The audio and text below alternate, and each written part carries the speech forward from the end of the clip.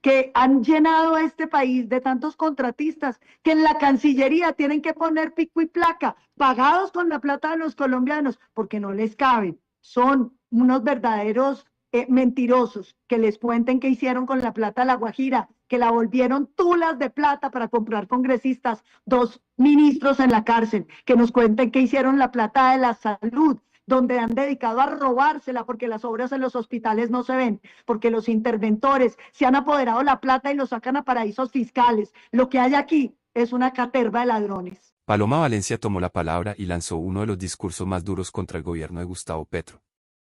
Con cifras, críticas directas y un tono confrontacional, aseguró que el país atraviesa un deterioro institucional, económico y de seguridad que no puede seguir siendo ignorado.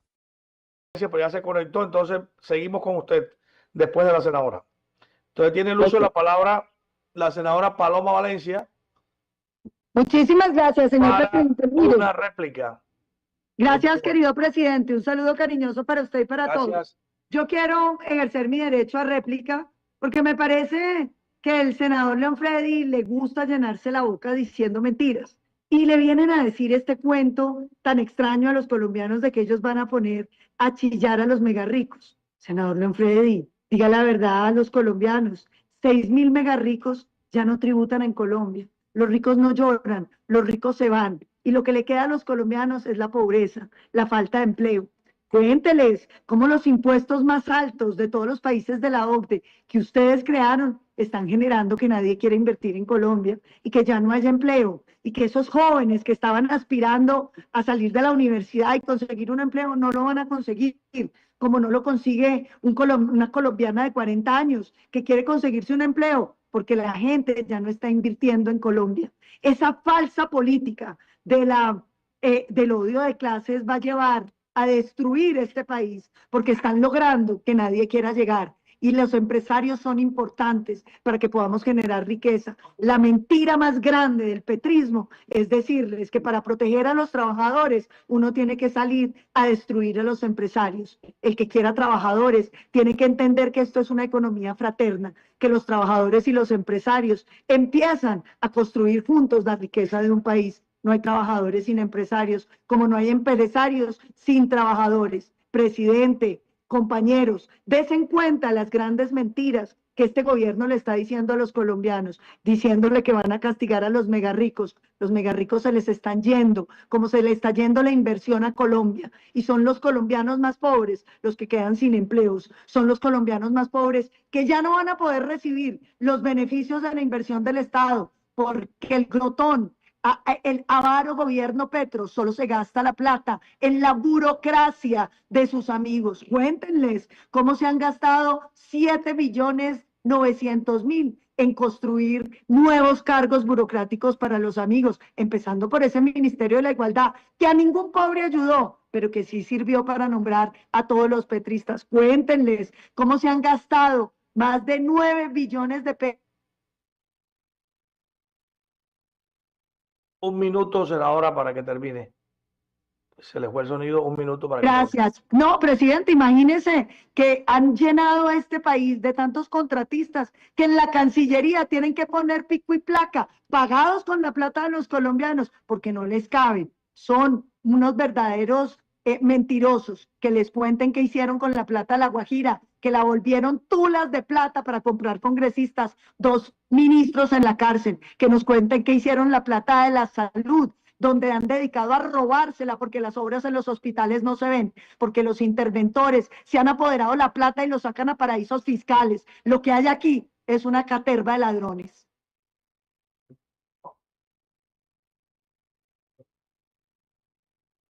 Tiene el uso de la palabra Imelda Daza, por favor.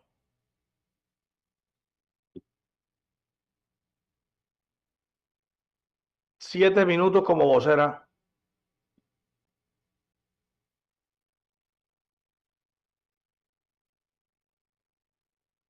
Gracias, señor presidente. Sea lo primero a notar que este decreto de emergencia económica no nace del capricho del gobierno ni de una voluntad autoritaria del mismo. Nace de una realidad fiscal objetiva creada en buena medida por decisión del propio Congreso, que en 2025 aprobó un presupuesto general de la Nación para 2026 sin garantizar las fuentes de financiación necesarias y suficientes. El Congreso aprobó un presupuesto sabiendo que una parte sustancial del mismo dependía de una ley de financiamiento, y aún así las comisiones económicas se propusieron bloquear su trámite. Esto generó una fractura institucional muy grave. Un presupuesto vigente pero desfinanciado. Esa es la realidad. Eso en cualquier economía seria constituye una perturbación del orden económico, social y hasta político. Aquí hay que decirlo con claridad. No es responsable exigirle al gobierno gasto social, inversión pública, resolver el tema de la seguridad, resolver el tema de la salud y al mismo tiempo negarle los instrumentos que tiene para financiarlos. Desde el punto de vista económico se pueden señalar tres cosas importantes. El primero, esta emergencia económica y la ley de financiamiento evita una salida más costosa al país. El sobreendeudamiento que se ha usado en años anteriores con mucha facilidad. El gobierno tenía dos caminos: o endeudarse más, poniendo en riesgo la sostenibilidad fiscal, o activar mecanismos excepcionales para un mayor recaudo. Esos mecanismos a veces son temporales y progresivos, como fue en este caso. Esa fue la opción por la cual optó el gobierno, una decisión mucho más responsable desde el punto de vista macroeconómico. En segundo lugar, protege el gasto social esencial. Eso es lo más importante. En 2026 hay compromisos ineludibles. La salud, las transferencias, la educación, la atención de emergencias climáticas, la seguridad. Recortar eso no es posible y no es neutral. Afecta directamente a los más pobres, a la población que se dice vulnerable. La emergencia busca ante todo proteger derechos, no recortarlos, no puede procurar recortarlos. Y en tercer lugar, el decreto no traslada la carga a la ciudadanía de a pie. Las medidas adoptadas gravan patrimonios altos, rentas extraordinarias, sectores con alta capacidad contributiva, amplían la base en actividades que históricamente han estado subgravadas. No se toca la canasta básica, no se castiga al trabajador ni al pequeño productor. Eso es muy importante de considerar. Desde el punto de vista político, el decreto también debe leerse con honestidad intelectual. El Congreso no puede bloquear sistemáticamente las herramientas fiscales que tiene el Ejecutivo para atender una crisis como esta y después acusarlos de irresponsabilidad por actuar. El estado de emergencia es una herramienta constitucional que en muchas ocasiones ha sido utilizada para momentos en que el sistema entra en crisis, obviamente. Aquí no se está reemplazando al Congreso, el gobierno no está reemplazando al Congreso, está corrigiendo una omisión grave en la que cayó el mismo Congreso y que puso en riesgo la ejecución del presupuesto de 2026. Además, de otra parte, los indicadores económicos que son conocidos por todos, muy publicitados por los medios, dicen que Colombia no está en crisis, aunque sí se vive un momento delicado de equilibrio fiscal. Pero si observamos, hay un crecimiento económico relativamente estable, una inflación descendente, hay estabilidad, pero todo eso puede perderse si el Estado se queda sin recursos y sin capacidad para atender los pagos que son inevitables. Había que evitar esa ruptura, no profundizarla. Y yo considero finalmente que defender este decreto no es defender al gobierno como partido, es defender en primer lugar la coherencia fiscal del Estado, la protección del gasto fiscal indispensable, necesario, inaplazable, y la responsabilidad política del Congreso frente a las consecuencias de sus propias decisiones, como fue impedir la aprobación de la ley de financiamiento cuando se bloqueó en las comisiones económicas. Este Congreso todavía puede corregir el rumbo, acompañar las medidas, no necesariamente significa que sea debilidad, pero hay que resolver sobre todo el hecho de no usar el hambre fiscal del Estado como arma política. Porque cuando se desfinancia al Estado, no pierde el gobierno, pierde el pueblo, pierde la gente del común. Es la recomendación del Partido Comunes. Muchas gracias, senadora Daza. A ver, tengo un tema pendiente y es que estamos en el orden de intervenciones con voceros, pero veo que el Partido Verde tiene muchos voceros, entonces sí quiero revisar eso porque quiero que todos intervengan si es del agrado de todos, pero aquí hay espacio para todos, pero en los tiempos pues sí quiero revisarlos porque habrán oradores que no son voceros, pero me están pidiendo el Partido Verde. Está León Freddy, Angélica Lozano, Inti Asprilla, creo que hay otro, entonces son como 3 o 4 voceros y no creo que un partido tenga 4 voceros, pero continúo con el Partido Verde. La senadora Angélica Lozano, no sé si, bueno, Inti también está como vocero, pero tiene el uso de la palabra la senadora y le agradezco se pongan de acuerdo y me dicen cuántos voceros tiene cada partido. Señor secretario, por favor, le agradezco. Secretario.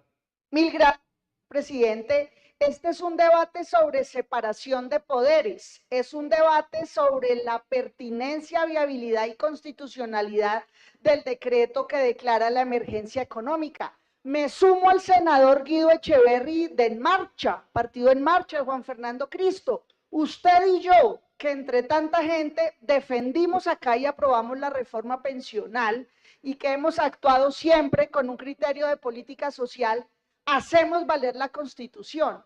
El gobierno da 5 argumentos falaces que no son sostenibles. Primero, invoca que hay un desbordamiento de capacidad financiera para la seguridad. Resulta que en Colombia en el año 2022 el presupuesto para nuestra fuerza pública y en general seguridad eran 42 billones de pesos.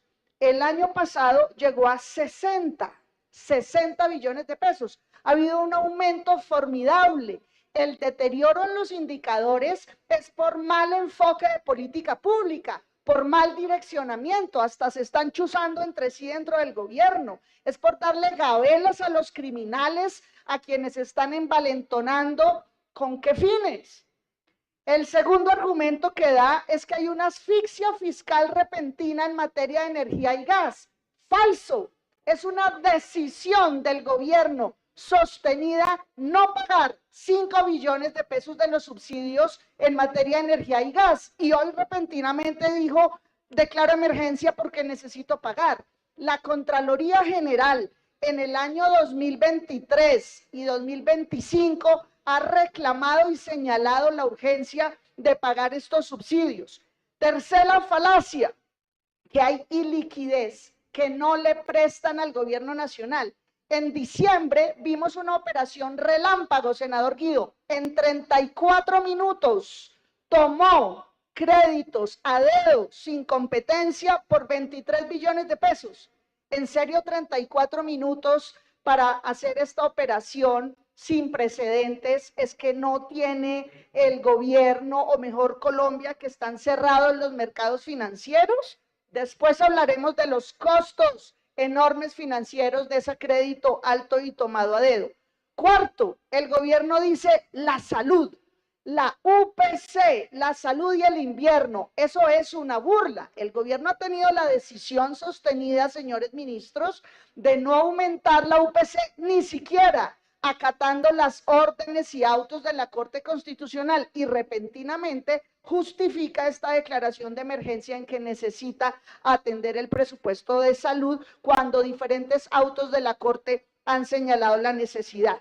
Igual sucede con los recursos para la emergencia invernal, $500 millón de pesos sin que haya habido un fenómeno especial, se pueden cubrir con el crédito permanente para efectos contingentes. Quinta falacia, esto en realidad es una crisis fiscal autoinfligida, provocada.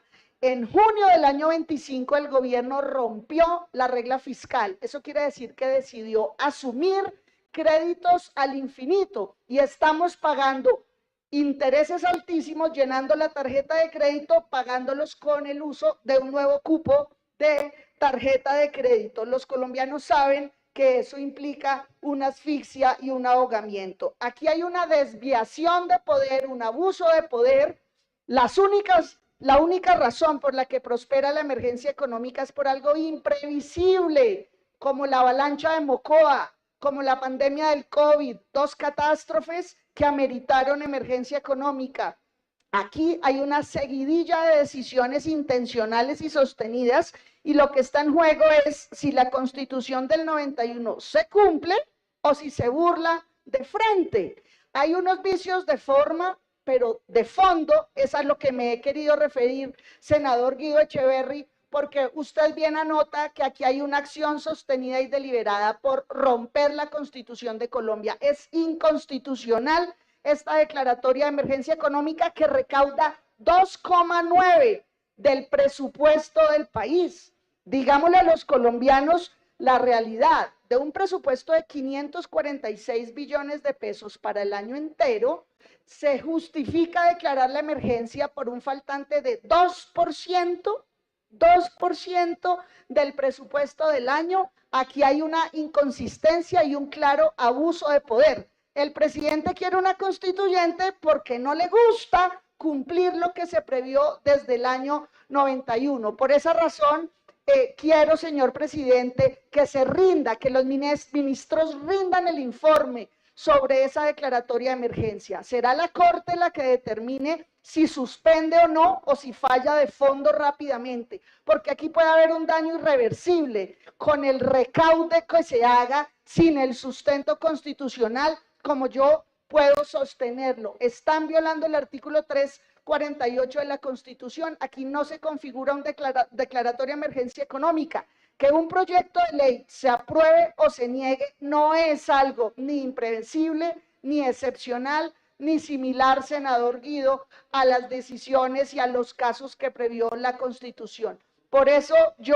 insisto en que este decreto es inconstitucional, y lo que aquí está en juego es la separación de poderes. ¿Queremos aquí dictadores? Votamos la Constitución a la caneca, incomodan las reglas de juego previstas para el manejo fiscal, la toma ilimitada de créditos a enormes tasas están generando una bomba y una factura por pagar en los próximos 3 gobiernos. ¿Alguien puede hablar de esa resaca? La borrachera de usar ilimitadamente la tarjeta de crédito a enormes tasas de interés la vamos a pagar los colombianos con las contribuciones y los impuestos que con esfuerzo cada ciudadano paga y contribuye. Así que mi llamado a la Corte Constitucional a que resuelva lo más pronto posible y de fondo. Lo que está en juego es si la Constitución está vigente o si queremos simpatizar y permitir que se vaya volviendo un traje hecho a la medida y los articulitos queden incumplibles. Mil gracias, señor presidente. Gracias, senadora Lozano. Para continuar con el Partido Verde, el senador Inti Asprilla. Senador, llevamos 4 intervenciones verdes ¿Cuántos minutos necesita? Perdóneme. 4. 4 minutos, senador Inti Asprilla, por favor. Muchas gracias, señor presidente. Colombianas y colombianos, nos encontramos en un debate de control político frente al decreto de emergencia económica que ha expedido el gobierno de Gustavo Petro para poder cumplir con el presupuesto aprobado. Yo defenderé la declaratoria de emergencia económica con 3 argumentos concretos. El primero, a estas alturas del partido, todo el pueblo trabajador, la clase popular colombiana, tiene absolutamente claro que el gobierno de Gustavo Petro es un gobierno que busca favorecer a la clase obrera. El presupuesto que aprobó el Congreso del gobierno de Gustavo Petro es para mejorar las condiciones de vida de los colombianos, y así lo demuestra recientemente lo que ha venido haciendo el gobierno. Lo segundo, yo soy un hombre demócrata. Yo soy de los que piensa que es ideal que los problemas del país se resuelvan acá en el Congreso. Pero ¿saben qué ocurre, colombianos? Que acá en el Congreso muchas veces no hay voluntad política para resolverlos. Duramos años con el problema de los altos salarios de los congresistas y se presentaron por decenas proyectos de ley para que se lograra bajar el salario de los congresistas. ¿Y sabe qué tocó? Que por decreto el gobierno de Gustavo Petro le pusiera tate quieto a ese sabruto que era el salario. Y quiero decir que me siento plenamente orgulloso y felicito al gobierno por haberlo hecho. Lo segundo, sucede que acá tenemos lo mismo, un problema que se niega a resolver el Congreso y que tiene un carácter estructural y un carácter de contingencia que lo vamos a explicar a continuación. Estructural.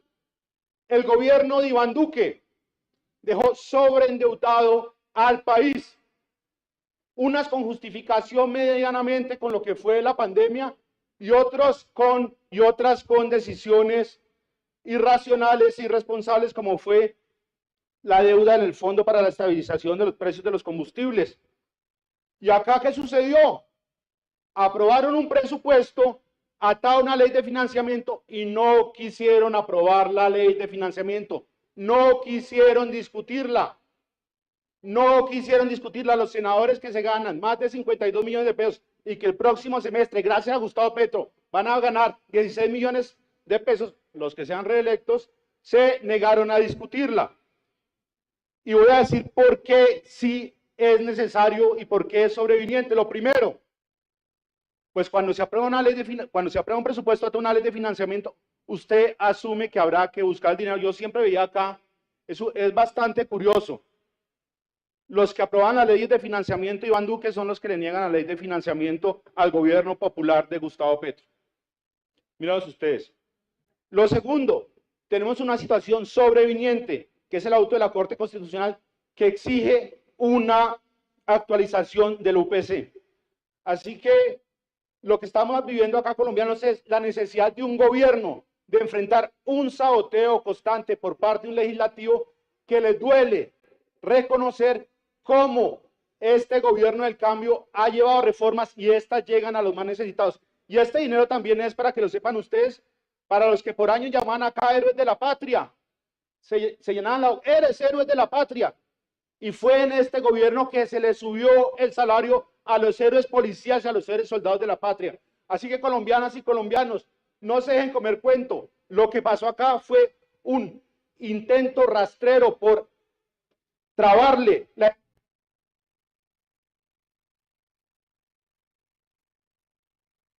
Señor presidente. Senador Inti, ¿ya terminó? ¿Falta tiempo? Solicita tiempo, señor presidente. 1 minuto para que termine, senador. Muchas gracias, señor presidente. Así que, colombianas y colombianos, lo que estamos viendo no es ningún ataque dictatorial. Es la respuesta que tenía que darle un gobierno popular y democrático al saboteo de un establecimiento que cada vez le duele más ver cómo el gobierno popular de Gustavo Petro está llevando a cabo las reformas. Gracias. El discurso de Paloma Valencia fue una radiografía crítica del momento que vive Colombia bajo el gobierno de Gustavo Petro. Señaló que las decisiones en materia económica, energética y de seguridad han generado incertidumbre, debilitado la confianza inversionista y aumentado la sensación de desprotección en amplias regiones del país. Uno de los ejes centrales de su intervención fue el impacto en el bolsillo de los colombianos. Habló de alzas en servicios, presión tributaria y desaceleración económica, cuestionando si las reformas impulsadas realmente están mejorando la calidad de vida o, por el contrario, están generando más carga para la clase media y los sectores productivos. También apuntó con fuerza a la política de seguridad. Según su argumento, los grupos armados ilegales han ganado terreno mientras el gobierno prioriza negociaciones que no han mostrado resultados contundentes. Para Valencia, el Estado no puede mostrarse ambiguo frente a estructuras criminales, porque eso termina debilitando la autoridad institucional. Otro punto clave fue la defensa de la institucionalidad. Criticó lo que considera tensiones innecesarias con otras ramas del poder público y advirtió que la estabilidad democrática depende del respeto por la independencia de las instituciones. Más allá del tono enérgico, el mensaje fue claro: para la senadora, el país no puede normalizar la inseguridad, la incertidumbre económica ni la confrontación política permanente. Su intervención buscó instalar la idea de que el cambio prometido no está dando los resultados esperados. El debate que deja este discurso es profundo. ¿Está Colombia avanzando hacia una transformación estructural o está entrando en un periodo de debilitamiento institucional y económico? Esa será la pregunta central que marcará el escenario político en los próximos años. Lo cierto es que intervenciones como la de Paloma Valencia reflejan que la oposición está dispuesta a endurecer su discurso y a convertir la gestión del gobierno de Gustavo Petro en el eje principal del debate nacional.